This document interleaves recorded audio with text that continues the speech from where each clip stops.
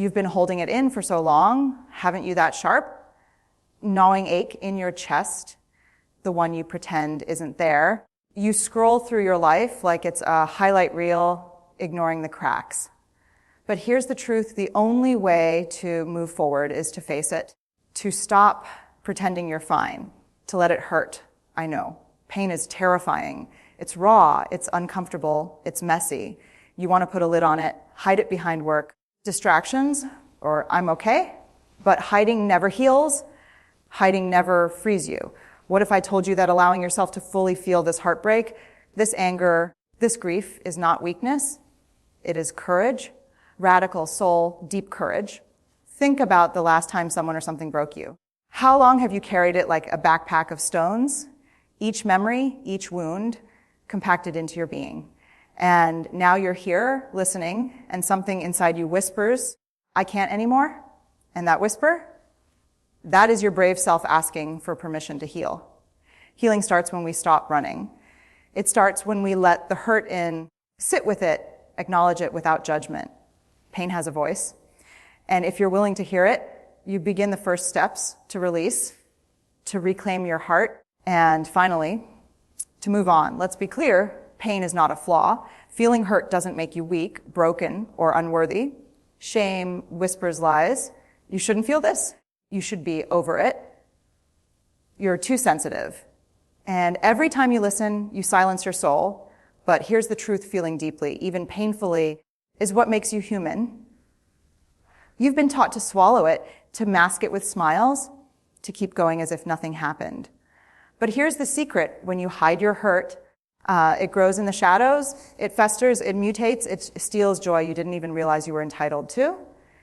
And yet, when you finally let it exist, fully, honestly, without judgment, you take the first step toward freedom.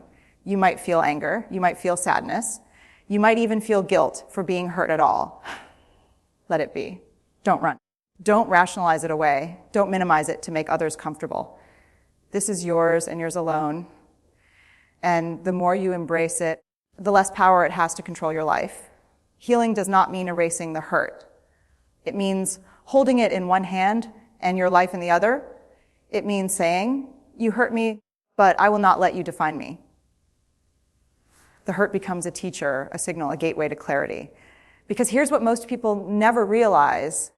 When you allow yourself to feel fully, you start building courage stronger than any fear, stronger than any regret, stronger than any past that tries to pull you backward. Here's the part most people get wrong. They think pain is something to escape, something to avoid, something to pretend never happened. But what if I told you that the very thing you fear, the heartbreak, the betrayal, the loss, is actually the forge of your strength? Every tear, every sleepless night, every moment you felt like giving up, that's where resilience is born. Resilience isn't a magic switch you flip. It's forged in the fire of discomfort. It grows in the soil of your struggles. Each pang of hurt you feel is a teacher whispering, you can survive this. You are stronger than you know. And yes, it will hurt. Yes, it will feel unbearable at times. But the miracle is this: you will emerge with a heart that no longer quivers at every echo of pain. You will emerge knowing that hurt is temporary, but your courage, your power, is permanent. Think about it. Every time you've been hurt, you've learned something you didn't know before. You've discovered limits you can break, boundaries you must enforce, and truths you can no longer ignore. Pain is not the enemy. It is the midwife of your transformation. So stop apologizing for being hurt. Stop pretending it's a weakness. Let it teach you. Let it mold you. Let it awaken the warrior within who refuses to be defined by suffering. And when you finally take that brave step, you'll notice something incredible. The hurt doesn't control you anymore. You control it. Letting go is terrifying. It feels like cutting off a piece of yourself, like abandoning something or someone you thought you needed. But here's the truth. Holding on to what hurts you is not loyalty. It's imprisonment. Holding on does not honor love. It prolongs pain. And the moment you understand that, the moment you truly grasp that letting go is not betrayal, it is self-preservation, you begin to reclaim your life. Guilt will try to follow you. Am I being selfish? Am I giving up too soon? That voice is normal. But here's the critical truth. Letting go is not a moral failure. It is an act of courage. It is saying to yourself, I matter. My peace matters. My heart matters. When you release the toxic, the unhealing, the unkind, you make space for what is actually meant for you. Letting go doesn't erase the memories. It doesn't diminish your love. It doesn't invalidate your pain. What it does is shift your energy away from what drains you and toward what nourishes your soul. And that shift, that radical act of self-respect, creates room for healing you didn't even think was possible. You don't need permission from anyone to let go. You don't need their understanding. You don't need their approval. What you need is courage. Courage to say, I deserve to be whole. I deserve to be free. I am choosing me. Here's the truth. Most people fear moving on requires vulnerability, not weakness, not giving in, but showing up fully with your heart exposed, with your story raw, with every jagged edge visible, and saying, this is me, and I will not hide anymore. Vulnerability is terrifying because it asks you to risk being seen, to risk being judged, to risk being hurt again. And yes, sometimes it does hurt. But here's the paradox. The very act of daring to feel, to speak, to live fully in your truth is what creates freedom. When you allow yourself to be vulnerable, you reclaim power that was stolen by fear, by shame, by past pain. Imagine what happens when you stop armor-clad, pretending everything is fine, and instead lean into your heart edge. You feel it, you acknowledge it, you honor it, and suddenly it loses its grip. The hurt becomes a teacher, not a jailer, and you begin to understand something profound. Vulnerability is not the risk. Staying numb, hiding, pretending, that's the true risk. You will falter, you will tremble, you will fear. But the courage to face your feelings, to let yourself be seen, and to continue moving forward, that courage transforms your pain into strength, your heartbreak into clarity, and your past into a foundation for your future. Because here's the ultimate truth. You cannot heal what you refuse to feel. You cannot move on without showing up for yourself fully unguarded and unafraid. Healing doesn't happen on a schedule. It doesn't arrive because you told yourself to get over it. Healing is messy. It sneaks in slowly, quietly, often when you least expect it. And the first step is to stop fighting it. Stop demanding it. Stop measuring your progress against someone else's timeline. You've been carrying this hurt like a weight that isn't yours to hold forever. You've been trying to patch yourself up with distractions, with I shoulds, with endless explanations that make sense to no one. But here's the truth. Healing is not found in explanations. It is found in presence, in showing up for yourself, in leaning into the discomfort instead of running from it. When you let the hurt exist fully, when you honor it without judgment, you create space for healing to flow in. You begin to notice small shifts, a thought that no longer wounds, a memory that no longer stings, a breath that feels lighter than yesterday. Healing whispers, it doesn't scream, it is patient. It is relentless in its quietness. And here's the beautiful, almost miraculous part. The more you let yourself feel, the more you let yourself cry, the more you let yourself grieve, the faster healing finds you. Pain and healing are not opposites. They are partners. One cannot exist without the other. So stop resisting. Stop numbing. Stop pretending you can control the timing. Let yourself hurt. Let yourself heal. And watch how slowly, gracefully life begins to feel like yours again. Here's something most people overlook. Moving on is impossible without self-compassion. You've been beating yourself up. Haven't you whispering cruel words in the quiet moments? I should have seen it coming. I shouldn't have trusted. I shouldn't feel this way. Stop. Just stop. That voice is the enemy disguised as responsibility.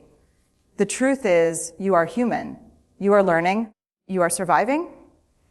And surviving deserves gentleness, not punishment. Self-compassion is not indulgence. It's not weakness. It is radical courage, the courage to hold your own heart with tenderness, even when it feels shattered. It is saying, I made mistakes, I feel pain, but I am worthy of love and peace anyway. It is the soft, unshakable ground beneath your feet when the storm of hurt threatens to knock you over. When you practice self-compassion, something remarkable happens. Your inner critic, the one that keeps you tethered to the past, loses its grip. You begin to see the story of your hurt not as a chain, but as a lesson. You start to treat yourself like the person you have been longing for someone else to treat you, with kindness, patience, and unwavering respect. And here's the magic: self-compassion doesn't just soothe the pain. It fuels your next steps. It gives you permission to let go, to heal, to move on without guilt or shame. It allows you to finally choose yourself, fully and unapologetically, knowing that you deserve nothing less than a heart at peace. Healing is fragile. And if you rush back into old patterns, old relationships, or toxic dynamics, the pain will find you again. That's why boundaries are not optional. They are essential. Boundaries are the armor you wear for your soul. They are not walls to keep people out. They are gates to protect your peace. Think about it. Every time you said yes, when your heart screamed no, every time you tolerated disrespect, every time you let someone else's needs eclipse your own, you chipped away at your healing. But here's the truth: boundaries are love. Boundaries are self-respect. Boundaries are the unspoken promise you make to yourself: I will not let anyone or anything steal my peace again. Setting boundaries is uncomfortable. It triggers guilt, fear, and doubt. You worry. Will they hate me? Will I be alone? Let me tell you this: losing people who do not honor your boundaries is not loss. It is liberation. It is clearing space for the life, the love, and the people who will honor your heart. Boundaries are also practicing courage. Each no you speak, each line you draw, each limit you enforce is a declaration: I choose me.